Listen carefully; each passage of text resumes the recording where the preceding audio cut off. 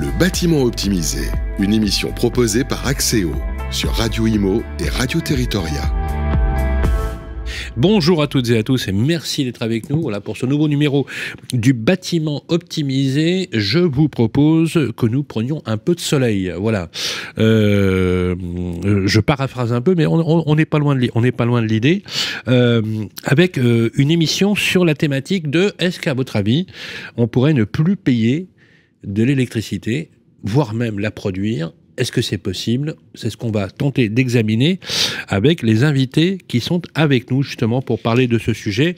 Le bâtiment optimisé, ça sera avec Michael Thérum, aujourd'hui qui est directeur développement pour Axéo. Comment ça va, Michael? Bonjour Sylvain. Bien. Très bien, et vous? Voilà, ça fait longtemps qu'on ne s'est pas vu. Oui, c'est vrai. Voilà, ça fait plaisir de se retrouver. Hein, ça fait déjà quelques années qu'on se côtoie. Un professionnel qui installe des bornes de recharge électrique également. Il est directeur commercial B2B, on dit comme ça, business to business chez Watt. C'est Lies Schorfa. Bonjour Lies. Bonjour Sylvain. Merci. Bonjour Michael. Bonjour. Alors vous êtes expert en fourniture, installation, maintenance et supervision de bornes de recharge pour les véhicules électriques. C'est exactement ça, un marché en pleine croissance. Et c'est le mercato, on peut le dire, hein, c'est le mercato, c'est le chantier du siècle. Exactement. On a juste évalué, juste comme ça, hein, pour vous donner le tournis, rien que sur les copropriétés urbaines en rénovation énergétique, on est sur environ 240 milliards d'euros, voilà. Donc c'est 50 milliards d'euros par an. C'est juste colossal, donc forcément ça crée des effets d'aubaine pour certains. D'où l'intérêt de faire cette émission, mesdames et messieurs, pour vous donner les bonnes clés de lisibilité, surtout quand on est asset manager ou property manager, que ce soit dans les bureaux ou même en matière résidentielle, pour que vous fassiez les bons choix, pour vous accompagner sur l'assistance à la maîtrise d'ouvrage notamment par exemple, mais pas que, faire les bons choix énergétiques avec des entreprises qui ont pignon sur rue. C'est très important ce que je dis là parce que les entreprises qui ont des labels qui sont installés, c'est la garantie de la qualité. Il faut surtout ne jamais lésiner là-dessus.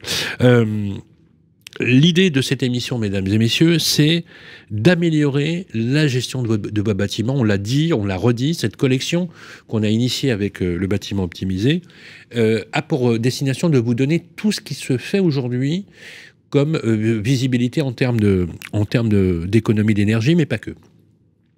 Notamment les règlements européens comme la taxonomie qui a imposé aujourd'hui à la finance européenne et mondiale des ratios qui permettent aujourd'hui de mesurer en efficacité tout ce qui touche à la responsabilité sociale et environnementale, mais aussi tout ce qui touche à l'environnement, la gouvernance et bien évidemment tout ce qui touche ce qu'on appelle les normes ESG. Je vais vous donner un exemple qui a été tout à fait symbolique, c'est le portefeuille obligataire du groupe Gecina, qui est un gros acteur de l'immobilier tertiaire et résidentiel, qui a converti l'ensemble de son portefeuille obligataire en green bonds, en obligations vertes. C'est dire aujourd'hui que quand on veut lever des fonds, quand on se développe, on voit bien qu'aujourd'hui, c'est devenu un vrai sujet. Voilà, le contenu de cette émission, c'est ne plus payer l'électricité. À mon avis, ça va être possible. C'est de ça dont on va discuter. C'est dans un instant, tout de suite après ça. Le bâtiment optimisé, le sujet du mois. Alors, ce sujet est un vrai à la fois casse-tête, Michael Thérum, mais on pourrait même imaginer que finalement, c'est pas si compliqué que ça. Parce que moi, qui suis plutôt néophyte, où je connais un peu le sujet, mais assez néophyte, je me dis si finalement les clés de lisibilité, elles sont à notre portée aujourd'hui. Est-ce que vous partagez ce constat? Et comment on fait pour massifier, pour engager encore plus ces changements qui sont des changements radicaux? Oui, effectivement, il y a aujourd'hui beaucoup de réglementations qui amènent les maîtres d'ouvrage à réduire leur consommation. On en a besoin, il le faut. Le prix de l'énergie aussi a totalement explosé depuis ces dernières années, mais ça fait longtemps, hein, puisqu'on a pris 40% d'augmentation du prix du courant entre 2010 et 2020, avant les crises actuelles. Donc oui, il est important de baisser. Et le solaire est une solution aujourd'hui extrêmement rentable. Il faut savoir que le prix de revient du kilowattheure solaire est devenu moins cher que le prix de revient du kilowattheure nucléaire. Donc aujourd'hui, il y a aucune solution aussi bon marché que de produire du courant avec des panneaux solaires photovoltaïques. C'est très clair. Est-ce que vous partagez le même avis, je suppose, bien évidemment, mais est-ce qu'on n'a pas abordé finalement, parce qu'on se disait tous il y a quelques années, il fallait massifier pour convertir finalement. Aujourd'hui, on est arrivé à un niveau de massification industrielle. Oui, je partage complètement ce propos et même pour le compléter, j'ai envie de dire que le marché du solaire est un marché qui a essuyé beaucoup de plâtre par le passé. Je pense au moratoire notamment de 2006. Ça a été catastrophique. Ça a été catastrophique. Ça a fait couler des centaines d'entreprise qui faisaient du panneau. Exactement. J'aime dire qu'à l'époque, on parlait un peu d'éco-brigand, et puis finalement, c'est un marché qui s'est structuré. Alors, l'IS, merci de le dire. Oui. Non, mais merci de le dire, parce que c'est important. Sur l'émission qu'on fait avec Axéo, on parle vrai. Hein. On dit les choses vraies. Et j'ai rappelé tout à l'heure qu'il fallait des entreprises qui avaient pignon sur rue. Vous avez raison. Pourquoi il y a eu ce moratoire, il faut le dire? Parce qu'il y avait trop d'abus. Exactement. On vendait tout et n'importe quoi. Comme tout ce qui bénéficie de subventions publiques crée des effets d'aubaine. Vous êtes d'accord là-dessus? Merci. Non, mais clairement. Merci de l'avoir rappelé. Voilà. Mais il n'y a plus aujourd'hui d'éco-brigands. C'est faux de le dire aujourd'hui. Ça a beaucoup. Le marché s'est structuré, c'est industrialisé. Il s'est assaini. Exactement. Il fallait passer par là, et c'est ce qui fait qu'aujourd'hui, on en est là où on en est, avec effectivement un marché qui est en hyper-croissance. Et il n'y a plus de subventions, ou très très faiblement. Oui. Et puis, il n'y a plus besoin. Voilà. Donc, alors, sur la rénovation énergétique, vous le savez, hein, notamment des bâtiments. Alors, c'est français, mais c'est un mouvement européen, c'est mondial. Hein. La rénovation énergétique touche tout le monde. C'est la priorité au niveau de la transformation de la ville. On peut même dire que c'est la troisième révolution industrielle. Hein. On pourrait même aller jusque-là, hein, dans une certaine mesure, puisque, vous le savez, en 2035, les énergies fossiles des véhicules thermiques seront interdits, tout simplement, en Europe. Hein, voilà, donc, par exemple, votre Ferrari, vous ne pourrez plus la prendre. Non. Non, je vous taquine. Je vous taquine. Et en même temps, je me permets, parce que du coup, je vous parlais de réglementation tout à l'heure, mais il existe quand même quelque chose qui s'appelle l'amendement Ferrari. Mais je vous en parlerai juste après. Pas mal. Petit teasing, je vous en parle juste après. Avec Mickaël, on est très preneurs. Voilà, on aime beaucoup. Oui, parce que c'est pas parce qu'on parle de technique, les amis, qu'on n'a pas le droit un peu de se détendre. Alors, les bâtiments tertiaires, très important, pour qu'on en parle aujourd'hui, hein, s'il vous plaît, avec le décret tertiaire. Ils entrent actuellement dans la démarche avec le décret tertiaire et l'obligation de réduire leur consommation d'énergie. On va redonner les chiffres, Mickaël. 60% d'ici 2050. Donc c'est moins 40, effectivement, en 2030. Avec échéance en 2030 et 2050. Et donc il y a 3 échéances, 3 décennies, jusqu'à arriver au moins 60%. Donc c'est vraiment, faut pas faire l'humour, mais c'est chaud quand même. Hein. C'est chaud. Et c'est sur les consommations réelles. Hein. C'est pas uniquement du calcul. Vous allez nous expliquer ça, parce que je suis pas sûr que les assets qui nous écoutent, comme les property, aient vraiment bien compris la portée. La question, vous êtes d'accord, c'est plus de s'interroger si on doit faire, c'est comment on doit faire. Vous êtes d'accord? Tout à fait, clairement. On n'en est plus là. Hein. Et d'ailleurs, je crois que les clients aussi, hein, on est d'accord. Oui, mais ils ont pris le sujet. Alors, l'idée qui préside à ce débat, et je vais vous laisser la parole là-dessus, c'est comment on le fait, avec qui on le fait, quelles sont les garanties de qualité. Parce que vous le savez, il y a un vrai enjeu, vous l'avez rappelé, hein, de qualité pour l'amélioration. Les panneaux photovoltaïques, c'est une question aussi que je vous posais, mais en vous provoquant un peu. Est-ce que c'est la martingale? Est-ce que c'est une panacée? Est-ce qu'on va tout résoudre avec les panneaux photovoltaïques? Ou devons-nous avoir tous à cœur d'avoir une espèce de mix un peu hybride de toutes les solutions, dont le panneau photovoltaïque, dont le photovoltaïque, bien sûr. Alors, il y a un élément quand même, hein, je vous le dis. La plupart des grands opérateurs ont créé des filiales photovoltaïques, des divisions photovoltaïques. Je prends un exemple, hein, le premier groupe de promotion immobilière français coté, le groupe Nexity, a créé Nexity Solaire. Ouais, ça vous a pas échappé. Bien sûr. Vous avez des grands opérateurs qui vont bien sûr sur ce type de marché. La stratégie, justement, on va en parler tout à l'heure, c'est comment, effectivement, vous, en tant qu'opérateur majeur, parce que je rappelle qu'Axéo, aujourd'hui, a une couverture nationale, vous êtes présent partout, vous travaillez sur des très, très gros marchés. Là, on parle justement d'entreprises qui ont une capillarité telle que, du coup, on sait qu'en allant chez Axieo, on a une certitude de qualité et de niveau. Ça, c'est tout à fait clair. Et c'est pas uniquement parce que je vous aime bien, bien évidemment. Mais c'est vrai, et c'est dans les cas. Et puis vous, chez Watt, c'est pareil. C'est-à-dire que vous avez le même contrat avec vos clients, qui est un contrat de performance énergétique, sans faire de jeu de mots. Donc voilà pour poser un peu les choses. Ce que je vous propose maintenant, c'est qu'on décrypte justement cette actualité. On va commencer par vous, Michael. B.A.B.A., comment ça marche? Est-ce que ça marche partout? Alors je vais dire des trucs bêtes, hein. Est-ce que ça marche plus quand on est à Aix-en-Provence qu'à Calais? Vous savez, des questions, à mon avis, je suis sûr qu'on vous les pose. Oui. C'est quoi l'environnement solaire? Est-ce qu'il faut forcément qu'il y ait du soleil apparent pour que ça chauffe? Enfin, des trucs, mais vraiment basiques. Allons-y, expliquez-nous ça. Alors, il faut savoir que oui, les panneaux solaires photovoltaïques, c'est une technologie qui est mature aujourd'hui, hein, qui a plus de 50 ans. C'est relativement simple. En fait, un panneau solaire, à partir du moment où il est mis au soleil, donc il va capter les grains de lumière qu'on appelle les photons et les transformer en grains d'électricité, les électrons. En sortie d'un panneau solaire, on a de l'électricité continue, c'est-à-dire la même électricité qu'on peut avoir dans une simple pile ou une batterie de voiture, par exemple. Et il faut qu'il y ait du soleil apparent ou pas? Mais il faut que... Alors, ça peut marcher avec un panneau solaire marche aussi avec de la lumière diffuse, donc derrière un nuage, par exemple, mais produit beaucoup moins. Il faut vraiment qu'il soit au soleil pour produire un maximum de courant. Voilà. Donc, c'est pas la panacée?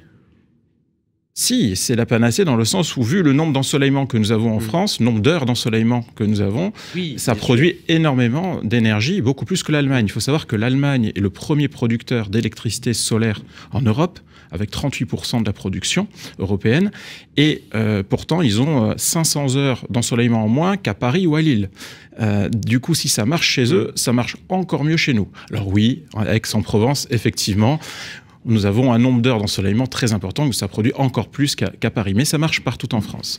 Une fois que le courant est produit, on le fait passer dans un dispositif qui s'appelle un onduleur, qui va transformer ce courant continu en courant alternatif, c'est-à-dire les 220 volts qu'on a à la maison alternatif. Et donc, on va raccorder directement l'onduleur sur le tableau électrique du bâtiment. Électricité. La nature est très fainéante. L'électricité va toujours du point de production au point de consommation le plus proche. Donc vous êtes certain, quand vous mettez des panneaux solaires sur votre toiture ou sur des ombrières de votre parking, que les électrons qui sont produits par votre centrale solaire, vous allez d'abord la consommer avant d'aller chercher les électrons nucléaires chez n'importe quel fournisseur d'énergie. Donc ça, on va toujours du point de production le plus proche. Et donc j'ai tout compris, là. Écoutez, Sylvain, j'en suis ravi. C'est extraordinaire. Non, mais c'est génial, parce que d'abord c'est passionnant, mais là je comprends beaucoup mieux en fait. Juste, c'est quoi une ombrière? Une ombrière, c'est... À quoi ça ressemble? Donnez-moi une image. Une ombrière, c'est ce qu'on met, vous le voyez maintenant de plus en plus sur le monde du commerce. Hein. C'est un support qui se met au-dessus des véhicules et qui fait de l'ombrage. Et donc on peut soit avoir du bac à acier, soit avoir des panneaux photovoltaïques qui à la fois fait de l'ombre sur les voitures et produit du courant qui va pouvoir être envoyé soit sur des bornes de recharge de véhicules électriques. C'est quoi? C'est comme un support? Oui, vous savez, exactement, c'est le support métallique ou en bois. Comme il y a dans les supermarchés. C'est exactement ça. Vous savez, ça se développe énormément dans les supermarchés. Oui, des ombrières, en fait. Oui, des ombrières qui sont posées sur les parkings. Une ombrière qui, normalement, nous protège du soleil, mais là, du coup, l'ombrière a une double fonction. Exactement. Elle protège du soleil pour avoir un îlot de fraîcheur. Enfin, oui, vu le réchauffement, effectivement. C'est le cas. Et en même temps, ça récupère les... C'est génial. Et donc le courant est envoyé dans le magasin ou dans le bâtiment de bureau ou n'importe... Voilà, on peut même revendre ce courant-là si on le souhaite. Alors, c'est comment ça? Alors, on pose les panneaux. Comment concrètement, c'est quoi le chaînage? Peut-être Lias une réponse là-dessus. Comment on fait pour installer quand on produit? Voilà. Moi, je suis un property manager. J'ai une très belle surface sous toiture puisque je gère une ZAC, une zone d'activité, dans laquelle je n'ai que des bâtiments carrés avec une surface de toiture très développée. Est-ce que je suis un bon client ou pas? Oui. Évidemment, un très bon client même. Et j'ai envie de dire que tout passe par une étude. Parce qu'il y en a un paquet de ZAC. Hein, non, mais clairement. Mais tout passe tout d'abord par une étude. Une étude sur l'ensoleillement, une étude de besoin. Parce que Mickaël, tu en parleras juste après, j'imagine, sur les différents modèles économiques qui existent. Oui, tout à fait. Oui. C'est ce que je produis pour ma consommation. Est-ce que je produis pour revendre sur le réseau? Est-ce que je laisse quelqu'un d'autre se charger d'investir à ma place? Donc il existe plusieurs modèles, le tout étant basé, mais comme dans beaucoup de métiers, par une étude. Ça coûte très cher, le photovoltaïque. Bien sûr. Là, il y a un investissement de départ. Qui prend le risque en général? Il existe plusieurs solutions, effectivement. En général, globalement, sans trop dévoiler les éléments, mais dans l'expérience que vous avez en tant que directeur commercial B2B, vous n'êtes que des entreprises. Oui, exactement. En général, c'est quoi le top du top pour eux? On voit du tiers investissement, donc c'est-à-dire on en voit un petit peu, il faut le dire. Ça prend une part de marché. Pour autant, c'est clairement l'étude de base qui va définir la meilleure façon de faire. Je m'explique. Oui. Prenons un immeuble de bureau assez classique, assujetti au décret tertiaire. Un exemple, oui, absolument. Assujetti au décret tertiaire. Vous nous reparliez, Michael, du décret tertiaire un peu plus. Oui. Donc, décret tertiaire, je dois améliorer ma performance de mon bâti, réduire mes consos. Et finalement, une des manières d'y arriver, c'est simplement ce fameux talon de consommation, l'éclairage, tout ce qui finalement consomme peu, mais et pour lequel il y a un petit effort à faire pour. Là, en l'occurrence, en tant que propriétaire d'immeuble, je peux avoir un intérêt à financer ces quelques panneaux pour pouvoir réduire ce talon de conso et être en phase avec ce fameux décret tertiaire. Et Mickaël, tu en parleras, qui arrive à grands pas, qui est déjà en place en fait, et qui demande de faire beaucoup d'efforts. D'accord.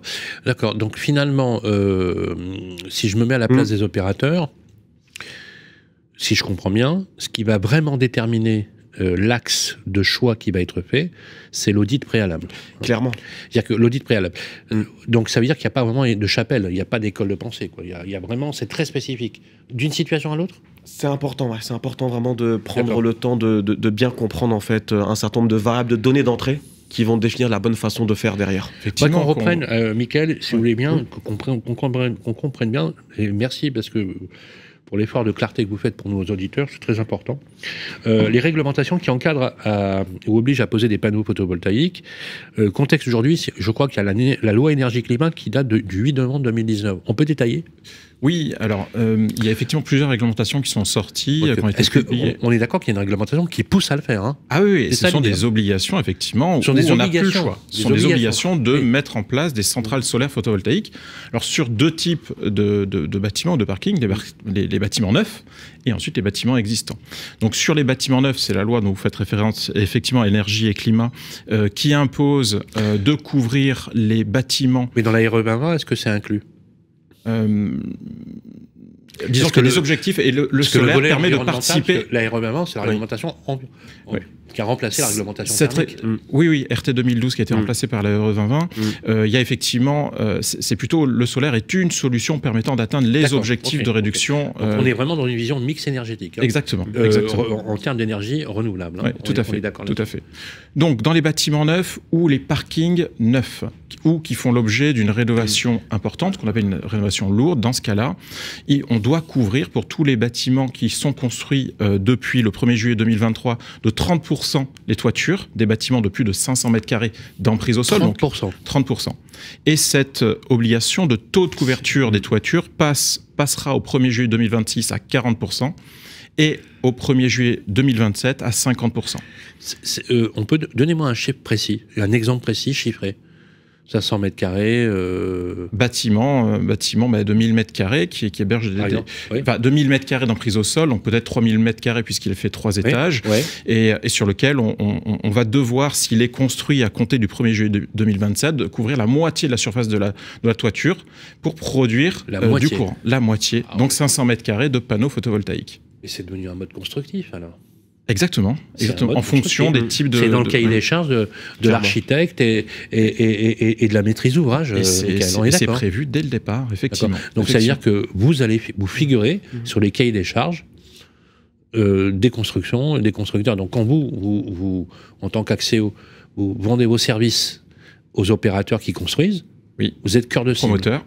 Et aussi aux bâtiments existants, qui est un marché encore plus important. Alors, d'ailleurs, c'est le marché. C'est le marché le plus important. Le vrai marché. Ça reste clairement l'existant. Et les travaux à faire dans le cadre des rénovations, vous parliez de troisième révolution industrielle, on est en plein dedans parce qu'on parle surtout du marché de l'existant, qui représente beaucoup plus en termes de volume, bien évidemment, que le monde de la promotion immobilière. Et ça, c'est la loi ENR de mars 2023, donc il y a un peu moins d'un an, qui impose à tous les parkings en France, les parcs de stationnement. C'est bien ça, article 40, mise en place d'ombrières photovoltaïques sur tout parc de stationnement existant d'une superficie supérieure à 1500 mètres carrés. Quel que soit le type de bâtiment associé. Ce soit du logement, du tertiaire, de l'industrie. Pour fixer les idées, c'est 10 000 mètres carrés, sanction 40 000 € par année de retard. Oui, c'est-à-dire qu'il y a 2 sanctions qui sont prévues par la loi. C'est-à-dire que si, au 1er juillet 2026, les parkings de plus de 10 000 m² n'ont pas installé leurs ombrières sur 50% de la surface du parking, ils ont une pénalité financière de 40 000 € par an. Et pour les petits parkings de 1 500 à 10 000 m², dont la deadline est au 1er juillet 2028, dans ce cas-là, c'est une pénalité de 20 000 € par an. Pour fixer les idées, 1 500 m² de parc stationnement, c'est à peu près une soixantaine de places. Donc à partir du moment où le parking fait 60 places, il faut se poser la question, est-ce que je ne suis pas assujetti à cette obligation de mettre en place des ombrières ? Alors, si vous êtes syndic de copropriété, par exemple, vous êtes directement concerné, ils sont au courant, les syndics qui gèrent des immeubles dans lesquels il y a au minimum 40 à 60... Pour apporter un début de réponse, un point qui me semble important, c'est qu'en fait, c'est effectivement un marché avec une réglementation qui est très précise, très claire, avec même une contrainte, parce qu'on a une pénalité si on n'arrive pas effectivement à ces échéances-là. Et moi, pour le voir au quotidien, très régulièrement avec des clients, on voit bien qu'il faut les accompagner, les prendre par la main, parce qu'en fait, on sait ce qui nous arrive dans quelques années, mais on ne sait pas comment y arriver, en fait. On ne sait pas comment, le fameux comment, en fait. Absolument. Il faut y aller, mais comment y aller, c'est toutes les questions qu'on se pose. Et c'est ce qu'on se disait tout à l'heure, c'est est-ce que je finance... Sur une copropriété, ça doit être une galère. Ah oui. Il faut que tu aies l'accord de la copropriété. Il faut d'abord faire un diagnostic préalable, forcément. Une étude de faisabilité, on appelle ça, une étude de faisabilité. Exactement. Et éventuellement faire un projet, c'est peut-être une deuxième assemblée générale. Enfin bref, les travaux sur une copro, c'est quoi, 3-4 ans? Ah oui, peut-être sûr. même plus. Alors, c'est quand même en copropriété beaucoup plus simple, la mise en place de panneaux solaires photovoltaïques, que de faire une isolation par l'extérieur, d'isoler une toiture, parce qu'on est sur des travaux qui impactent beaucoup moins. Voilà. Et c'est vrai qu'aujourd'hui, les copropriétés sont demandeuses de mettre en place des panneaux pour alimenter les parties communes, mais aussi pour revendre ce courant à EDF, obligation d'achat. C'est ce qu'on appelle le talon de consommation, en fait, qui peut être, c'est-à-dire les parties communes, l'électricité des parties. Ça réduit la consommation des parties communes à 0. Exactement. Donc, charge de copro, énergie 0. 2, ça peut bénéficier puisque chacun l'utilise. Et donc, du coup, c'est vachement vertueux parce qu'il y a des bornes de recharge grâce à Watt. Oui. Alors, notamment quand effectivement, les bornes de recharge sont alimentées par les parties communes de l'immeuble. On a un parking public. Alors, moi, je ne suis pas en copropriété, je suis en copropriété de sol, en plusieurs maisons. Très bien. À côté. On a un parking commun dans lequel, mais qui n'est pas raccordé à l'électricité.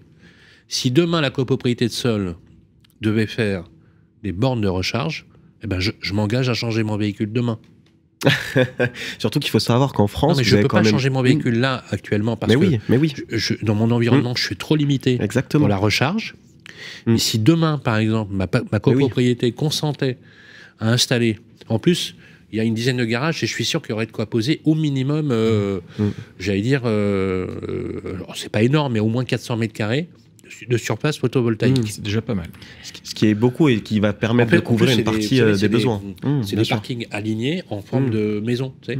Pentu. Donc c'est vachement mieux, non? Moi j'ai un ratio, Mickaël, je ne sais pas si tu le partages, mais on dit qu'un panneau permet de produire environ 400 watts.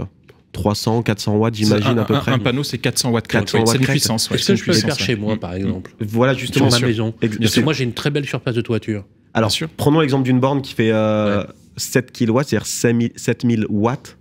Il faudrait une bonne 17-18 panneaux pour pouvoir couvrir 100% de la recharge. Ce qui n'est pas toujours le cas, parce que ça commence à représenter quand même un panneau, on est sur du 2 mètres. 2 mètres par une. Que j'installerai chez moi, par exemple, pourrait me permettre d'avoir une énergie passive? Oui, monsieur. Je paye 0? Non. Alors, il faut nuancer la chose, parce qu'il faut quand même de la surface. Il faut beaucoup de surface pour pouvoir produire et injecter et recharger son véhicule électrique aussitôt. Donc aujourd'hui, on a véhicule électrique. Moi, je parlais de l'énergie domestique. Mais non, parce que la nuit, on consomme aussi. et il n'y a pas de soleil la nuit. Ah oui, mais oui. Donc oui. effectivement, pour un particulier ou pour une entreprise, souvent c'est à peu près 30 à 60%. Voilà. Dans le monde du bureau, on travaille en journée, ça tombe bien, il y a du soleil. Donc on est autour de 30 à 40% de recouvrement, donc de baisse de facture avec des panneaux. Dans l'industrie, ça peut aller jusqu'à 60%. Parce qu'ils ont... Ah oui, c'est énorme, oui. Et aujourd'hui, pourquoi les entreprises y vont? Parce qu'ils veulent sécuriser le prix de l'énergie dans le futur. Une fois qu'on a acheté ces panneaux et qu'ils ont une durée de vie supérieure à 35 ans aujourd'hui, bon, ce qu'on appelle les CAPEX, les investissements initiaux, plus la partie maintenance, ce sont des choses qui sont connues. Et les panneaux ne vont pas coûter plus cher demain, ils seront déjà sur la toiture. Donc on sécurise le prix de l'électricité. Mais la durée de vie des panneaux, c'est combien de temps? Plus de 35 ans aujourd'hui. Avec une garantie matérielle et rendement de plus de 25 ans. Cette place centrale photovoltaïque que j'installe chez moi, avec les panneaux, je peux en avoir pour 35 piges? Ah oui, ah oui.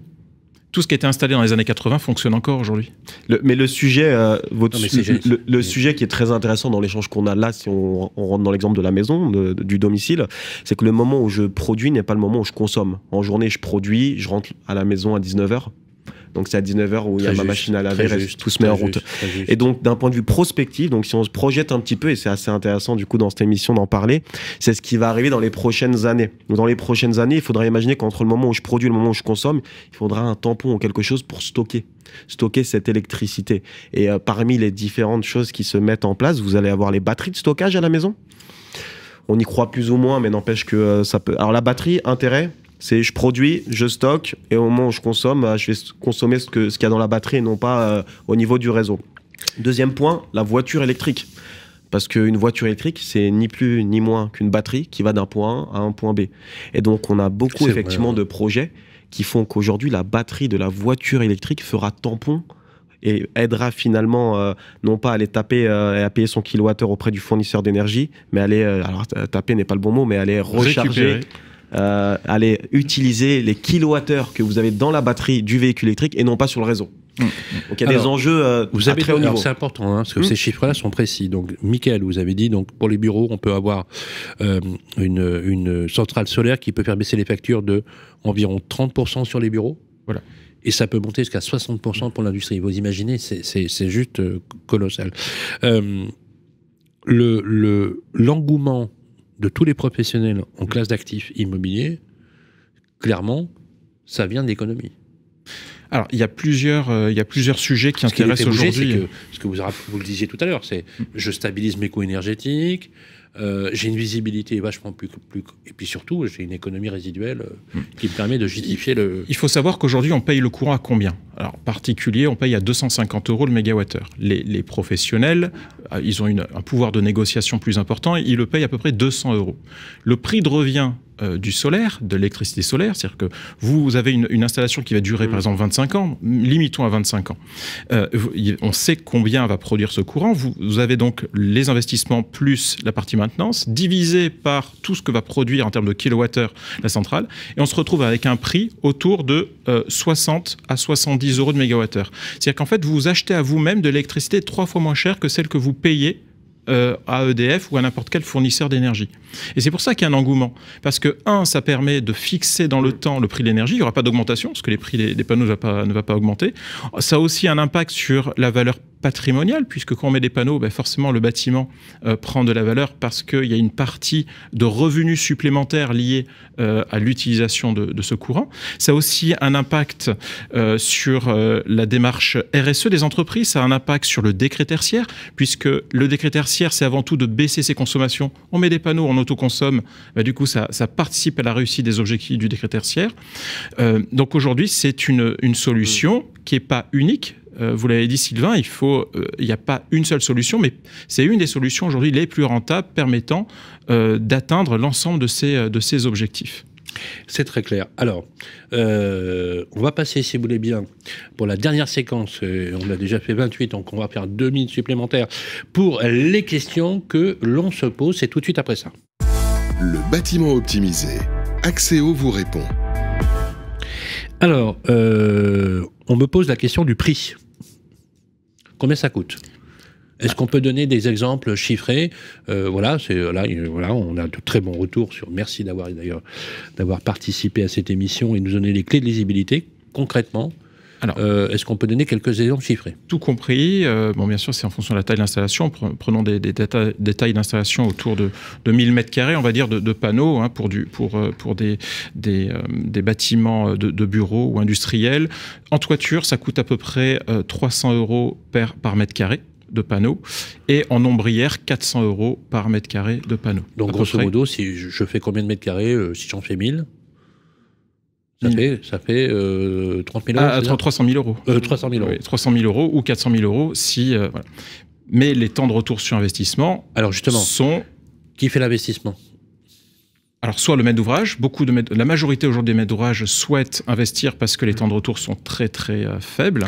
C'est quoi le temps de retour? Le temps de retour est autour de 5 à 8 ans à peu près. Ça veut dire qu'au bout de 5 ans, j'ai amorti mon installation. J'ai amorti, effectivement. Qui dure, il faut le rappeler, je reprends ce que vous disiez tout à l'heure, ça peut durer jusqu'à 35 ans. Exactement. Donc, je finance quelque chose qui dure 35 ans, que j'amortis en 8 ans. Alors, je vais vous donner un exemple d'une banque qui a décidé de mettre en place des bornes de recharge et de donner à l'ensemble des collaborateurs de la direction du siège de cette banque des véhicules électriques. Et donc, on a été mandaté pour faire une étude en disant, on a un parking, 1000 m², il faisait 1500, mais on souhaite couvrir uniquement 1000 m² de ce parking. Combien on va pouvoir recharger exclusivement les voitures électriques. C'est-à-dire qu'on ne veut pas que les voitures électriques soient raccordées au réseau. Donc que les panneaux solaires alimentent directement les véhicules électriques. Juste fait pour alimenter les bagnoles, quoi. Et donc notre job, ça a été de calculer quelle quantité d'énergie et combien on va pouvoir. Sachant que dans le cahier des charges, chaque véhicule doit faire 20 000 km par an, voiture électrique, pour chacun des collaborateurs. Mais on s'est rendu compte qu'à Paris, c'est ici, 1000 m² d'ombrière va pouvoir recharger 45 véhicules électriques sur toute une année. Et le temps de retour sur investissement. 1000 m² d'ombrière, donc les ombrières, c'est là où on met. Je rappelle c'est ça. Je vais même demander voir si Jason, il peut peut-être nous trouver ombrière là sur Google pour qu'on ait un visuel. Ça serait bien de visualiser. C'est à l'extérieur, les ombrières. Hein. Ah oui, c'est au-dessus des parcs de stationnement. Voilà. Effectivement, ça doit être au soleil. Mais quand. Et le temps de retour. Et Sylvain, le temps de retour. À l'intérieur. Ah non. Là, okay, on en oublie. Non, on oublie. C'est bien les parkings en extérieur. Oui. Et le temps de retour, du coup, parce que le maître d'ouvrage ne paye plus le diesel ou l'essence pour ces véhicules de fonction de ses collaborateurs, le temps de retour est de 2 ans. C'est-à-dire que l'ombrière est remboursée en 2 ans sur les économies de carburant liées au fait qu'on passe du thermique au photovoltaïque et à la voiture. De surface développée, c'est 45 véhicules à l'année. À Paris, qui font 20 000 km chacun. Donc des économies en tout point. Ouais. Ce sont des vraies solutions. Et donc sous les ombrières, des bornes de recharge qui vont pouvoir être alimentées directement par les panneaux photovoltaïques. Exactement. Le setup, donc 300 € du mètre carré, là on a une visibilité, par exemple pour 1000 m², ça coûte 300 000 €. On nous pose une question, toujours économique, mais c'est normal qu'on nous pose des questions économiques, je pense que... Bien sûr. C'est quoi le coût de maintenance ? Alors, on a compris, il peut y avoir un co-investissement entre l'opérateur, qui gère la centrale, donc vous, par exemple, et l'entreprise en question, etc. Bon. Combien ça coûte de gérer ça? Est-ce que c'est un coût de maintenance? Oui, il y a un coût de maintenance qui correspond en fait au nettoyage des panneaux, 1 à 2 fois par an, parce qu'il y a toujours de la poussière, fientes d'oiseaux, etc. Donc ça veut dire qu'il faut y aller... Donc c'est un opérateur qui vient effectivement nettoyer. Il y a des boîtes spécialisées qui vont nettoyer les panneaux. Exactement. L'influence est énorme. C'est un panneau avec une feuille dessus ou quoi que ce soit, c'est une production en moins. Que je comprenne. Il y a des boîtes spécialisées dans le nettoyage des panneaux solaires? Tout à fait. Bien sûr. Et en électricité, parce qu'il faut faire aussi un certain nombre de tests électriques sur les installations. C'est un métier. C'est un métier. Attendez, mais je suis néophyte. C'est pas une boîte de nettoyage classique. Ah non, c'est bien particulier. On peut être amené à intervenir en toiture. Donc c'est pas n'importe qui Donc le mec, par exemple, qui crée une boîte spécialisée dans le nettoyage des panneaux photovoltaïques, il est sûr d'avoir du boulot, quoi. Vu l'engouement aujourd'hui du marché pour le solaire photovoltaïque, oui, je pense, effectivement. Et pour répondre à votre question, le prix, c'est à peu près 4 à 5 000 € par an de maintenance pour 1000 m² de panneaux. Alors, mais c'est négligeable au regard de la production et du gain énergétique. On a une simulation à 300 000 € pour la pose des panneaux et le produit final. Et en exploitation, ça coûte 45 000 € par an. Non, 5 000. 5 000 € par an? Oui, 4 à 5 000 € par an d'exploitation. C'est vraiment pas cher. Ah non, c'est négligeable au regard des économies financières liées à cette installation. Pouvez-vous m'expliquer pourquoi c'est pas cher? Parce que là, du coup, quand c'est vraiment pas cher, on peut se poser la question. Coût de maintenance, donc ça répond à vos questions, les amis. Pourquoi c'est si peu cher? Alors, regardez, voilà, c'est ça, les ombrières? Tout à fait. Voilà. Ce sont bien des ombrières sur des places de stationnement. Voilà. Merci à Jason d'avoir... voilà. Nos amis auditeurs voient ces images? Ok. Non, mais c'est hyper intéressant. Alors, écoutez, je ne m'étais pas posé la question que ces ombrières qui sont faites sous les parkings permettent de produire. Moi, je pensais, moi, je trouve ça génial. Je trouve ça formidable. La grande distribution, tout le monde, il y a un marché colossal. Ah, clairement. Ah oui, bah là, on le voit, de toute façon, on le voit. La grande distrib s'y est mis. On est d'accord? Ah oui, oui, largement. Parce qu'en plus, la grande distrib peut vendre cette énergie aux clients ou faire un truc en disant les 2 premières heures de recharge sont gratuites ou un truc comme ça, quoi. Le sujet de la borne électrique dans les centres commerciaux, ça a apporté du service et de l'attractivité à sa clientèle. C'est pas spécialement gagner de l'argent, c'est juste faire en sorte que la personne, le temps de ses courses, recharge l'énergie qui lui a permis de venir. Alors, et qui plus est solaire, comme électricité. Alors pourquoi? C'est un faible entretien, en fait. Oui, c'est un entretien qui n'est pas très compliqué. Nettoyer un panneau, c'est pas très compliqué. Après, il faut avoir des compétences comme en électricité pour aller vérifier les organes d'électricité. On parlait de l'onduleur tout à l'heure. Il faut bien resserrer les cosses, etc. Pourquoi ça coûte si peu cher? Il faut quand même des compétences pour contrôler à distance. C'est le prix lié au déplacement de la personne ou des personnes qui vont venir faire le nettoyage, faire les contrôles, etc. Alors justement, est-ce que la centrale peut être pilotée à distance? Comment? Est-ce qu'une centrale peut être, une question qu'on nous pose, est-ce qu'une centrale photovoltaïque peut être pilotée à distance? Ah oui, tout à fait. Et aujourd'hui, ça n'existe plus qui a 40... Ça n'existe plus de ne pas avoir de supervision de son installation. C'est-à-dire qu'aujourd'hui, chaque fabricant propose une supervision qui va permettre de suivre à la fois la consommation instantanée du bâtiment et la production instantanée de la centrale solaire. Et on voit le recouvrement finalement. Ah tiens, en ce moment, je suis à 70% solaire. Un point tout simple et évident, c'est suivre la course du soleil. Le soleil se lève d'un côté, se couche de l'autre. Il faut bien effectivement que le photovoltaïque puisse suivre finalement ce soleil pour améliorer le rendement. À distance, ce qui réduit les coûts, bien sûr. D'accord. Et améliore la production. Comment sont fixés les panneaux sur mon toit? Est-ce que je risque d'abîmer ma toiture? Très bonne question. Aujourd'hui, il y a pas mal de solutions techniques permettant de pouvoir mettre des panneaux sur des toitures existantes. Alors, on a des toitures plates, par exemple. Alors, ça dépend de l'âge du complexe d'étanchéité. Si le complexe d'étanchéité a moins de 10 ans et encore sous décennale, il ne faut surtout pas percer. Donc là, il existe des solutions où on peut lester en toiture directement les panneaux pour pas qu'ils s'envolent au vent. Ou alors, mettre des systèmes de plastrons, par exemple, thermosoudés sur... thermosoudés, c'est-à-dire on met le chalumeau, c'est un plastron, c'est une sorte de petit monticule en plastique et qui va pouvoir accueillir, on va pouvoir clipser les panneaux sur ces monticules. Ou alors, si on doit refaire l'étanchéité, dans ce cas-là, on profite de la réfection d'étanchéité pour mettre en place ce qu'on appelle des plots béton. On va creuser directement dans la dalle pour mettre en place des rails et qui vont supporter les panneaux photovoltaïques. Et on refait bien sûr une étanchéité à neuf en dessous. Et j'ai envie de dire qu'il y a aussi une autre solution, c'est que si je ne veux pas toucher à mon toit, pour le coup, il faut avoir la dalle. Ombrière. Enfin, l'ombrière est une solution. L'un des intérêts de l'ombrière photovoltaïque, ce qu'on a montré en photo tout à l'heure, c'est de ne pas toucher à son toit.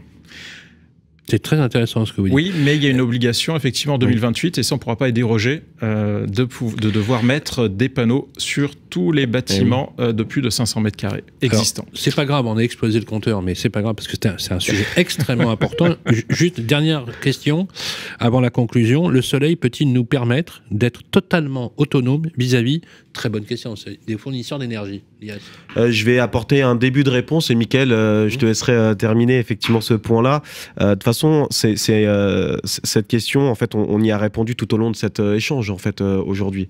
C'est-à-dire que c'est une forme d'indépendance, d'autonomie. Est-ce qu'on arrivera à ne plus sourcer de l'énergie auprès d'un fournisseur, auprès de centrales nucléaires? EDF, pas sûr, parce que mais on arrivera à être moins dépendant de l'un et à mixer, c'est le fameux mix énergétique et en termes de production. D'ailleurs, on pourrait même, si on va plus loin, on aurait même pu parler d'éolien.